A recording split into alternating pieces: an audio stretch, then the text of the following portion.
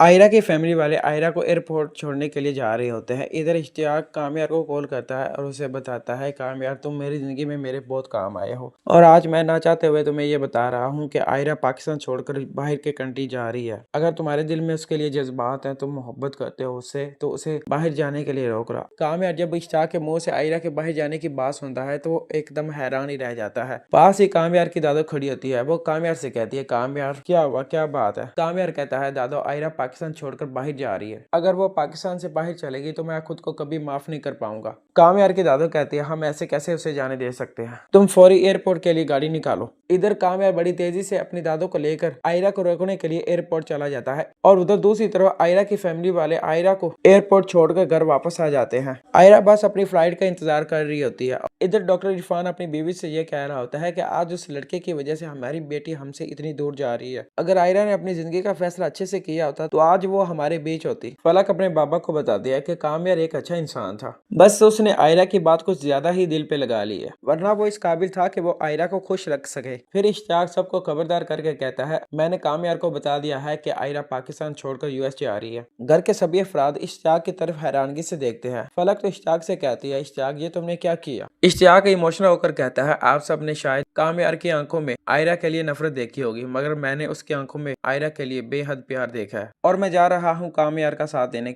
इधर से एक बार फिर से आयरा की फैमिली वाले एयरपोर्ट के लिए निकलते हैं। उधर जब कामयार और उसकी दादो एयरपोर्ट पहुंचते हैं तो दूसरी तरफ से आयरा की फ्लाइट भी रेडी हो जाती है। आयरा अपना सामान उठाती है और वो अपनी फ्लाइट की तरफ बढ़ती है। फिर अचानक से कामयार आ जाता है। आयरा कामयार को देखकर हक्का बक्का रह जाती है। उसके पांव जमीन के साथ ही जम जाते हैं। आयरा की आंखें कामयार को देखकर नम हो जाती हैं और आगे से कामयार भी अपने किए पे बहुत शर्मिंदा होता है। इसके बाद दादो कामयार को आयरा के पास लाती है और वो आयरा से कहती है, आयरा भला ऐसे कैसे कोई किसी को बिन बताए बाहर के कंट्री चला जाए? आयरा रोकर कहती है, दादो और क्या करती, ये जो शख्स आपके सामने खड़ा है ये इंसान नहीं, ये हैवान है। क्या कुछ नहीं किया मैंने इसके लिए? अपनी फैमिली को छोड़ा, अपनी माँ बाप की नाराजगी झेली और इसने बदले में मुझे क्या दिया? तो दादा अब ये सारी चीजें मेरी बर्दाश्त से बाहर हो गई हैं और अब मैं सुकून की सांस लेना चाहती हूँ। इसके बाद कामयार आयरा के सामने हाथ जोड़ लेता है। वो आयरा से कहता है, आयरा मैं अपने किए पे बहुत शर्मिंदा हूँ, प्लीज मुझे माफ कर दो। अब तुम जैसा चाहोगी वैसा ही होगा। ना घर से बाहर जाऊंगा और किसी से भी नहीं मिलूंगा। प्लीज एक बार मेरी बात मान लो, नहीं जाओ मुझे छोड़कर। कामयार के ये अल्फाज दर्द वाले होते हैं और आयरा के दिल पर बहुत गहरा असर डालते हैं। दादो कहती है, माफ कर दो बेटा, अब इसकी जमानत मैं देती हूँ। तुमसे दूर रहने के बाद इसकी अकल ठिकाने आ गई है। आयरा दादो की बात मान लेती है। इसके बाद वो कामयार की तरफ बढ़ती है और उसे एक जोरदार स्लैप लगा देती है